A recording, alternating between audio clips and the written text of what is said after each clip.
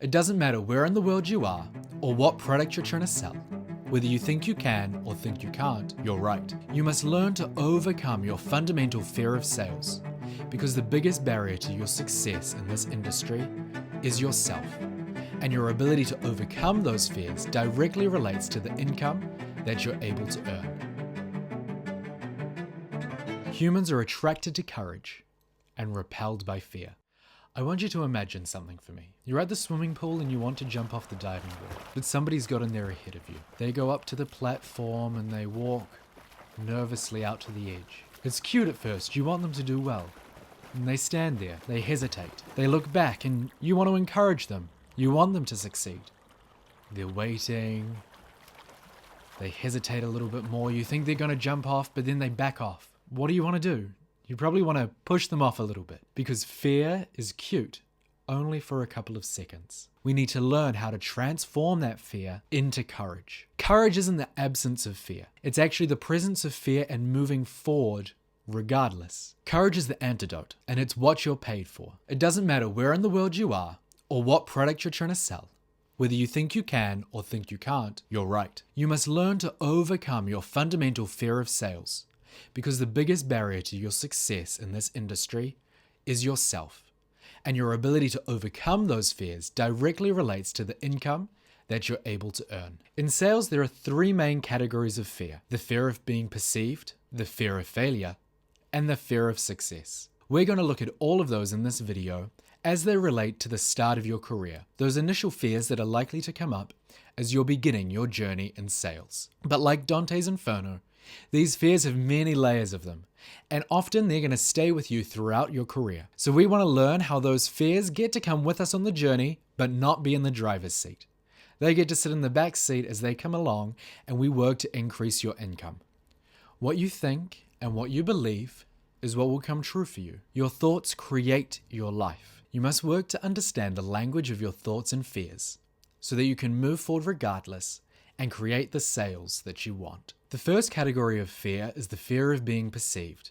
It's the one that we often deal with a lot at the beginning of our career as we start to wrestle with the idea of being a salesperson. Unfortunately, in our society, we have a lot of negative connotations about being a salesperson. We think that they're kind of snake oil salespeople that are going to say anything for a buck. We worry about being too pushy.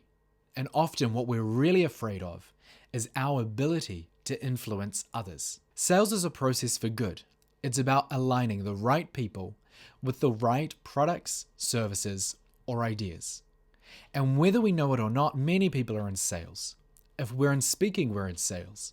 If we're in leadership, we're in sales. Influencing somebody with positive intention is persuasion. Influencing somebody with a negative intention is manipulation. Your job in sales is not to manipulate somebody. It's to open the door towards the moment when that person is going to say yes to that product, service, or idea. We've often been brainwashed in school and university to think that the best ideas, the best products are going to rise to the top. That if you just do the best work, that's going to receive the best reward. But that isn't necessarily the case.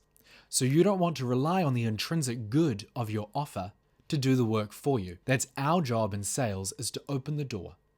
And the more that you're able to do that, the more value you're able to assign to your product, service, or ideas. The more you're able to charge and the more money you're going to make. You can have the best product in the world and the most ideal client sitting in front of you. But if you are just waiting for them to come in and say, yes, I want it, you're an order taker. You don't want to be an order taker as a salesperson. You want to be a moment maker. Your job is to create the moment where that person says yes to your offer. People may say that they don't like salespeople, but think about yourself. Buying something new feels pretty good, right? And people love to be associated with nice things. They like to be associated with success.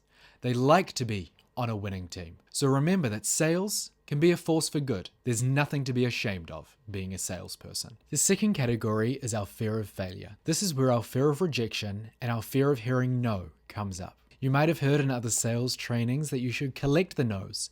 You should celebrate the no's.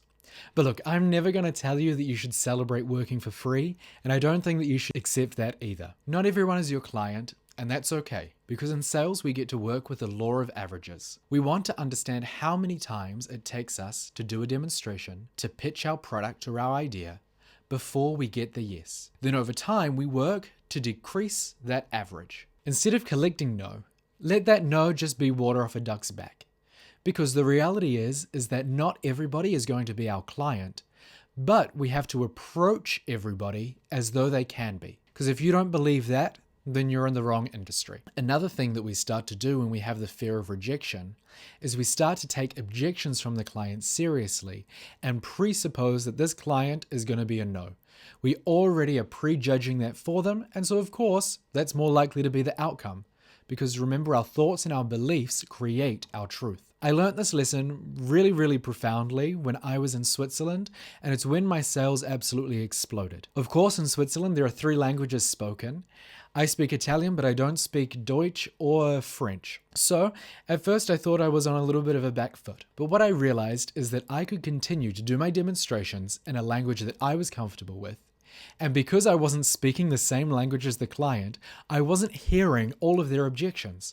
So I was moving forward towards my goal without taking on board the no. In my mind, that person was going to become a client, and so it was more easy for me to move forward and open the door to create that moment when that person did say yes, because I hadn't already presupposed that that client was going to say no. Some people are more afraid of failure than they are motivated by the prospect of success. That's the mindset that's going to stop you from moving forward, going beyond your familiar limits to create the extraordinary results that you can have. I promise you, if you keep in mind that every client in front of you can be a yes, that is when you're going to start seeing the results and really boost your income. The third category is counterintuitively our fear of success. This is when we're afraid not of the person in front of us saying no, but what happens when they say yes. Deep down, when we start sales, we can often be afraid of asking for money, particularly when we're working for commission. Because often for the first time in our lives, we're persuading somebody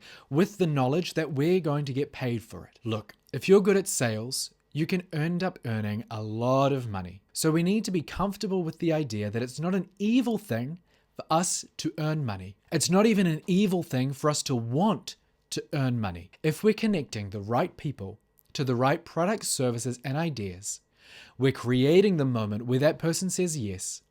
It is a good thing that we get paid. You deserve to be paid for your work in sales, and you deserve to be earning good commission. You have to believe that fundamentally you are worthy of earning the income that you want to make. Now that we've had our overview of the 3 categories of fear, I want you to do something for me. Grab a pen and paper and create 3 columns, one for each of the categories of fear. And I want you to fill them with your own thoughts. Notice where you have a tendency to float more. Is it more a fear of being perceived as a salesperson? Is it more a fear of rejection? Do you presuppose that your client is going to say no before they actually have? Or is it that fear of success? Deep down, do you notice that you feel uncomfortable with the idea of asking another person for money? Most people think and do.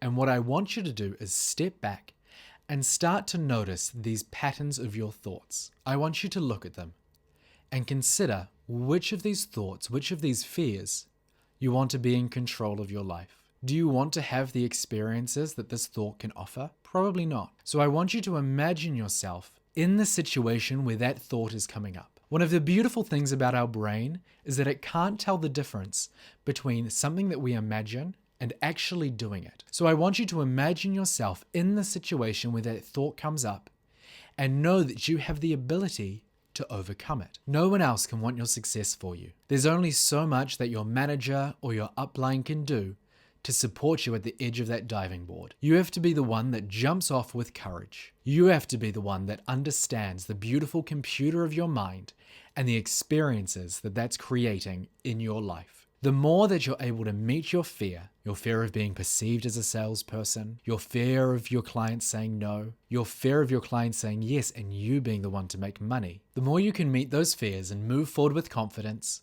the more money you're going to earn. Before you go ahead and hit that subscribe button so you can keep in touch with selling millions and growing your toolkit for extraordinary sales mindset and wealth. Or go ahead, check out this video right here.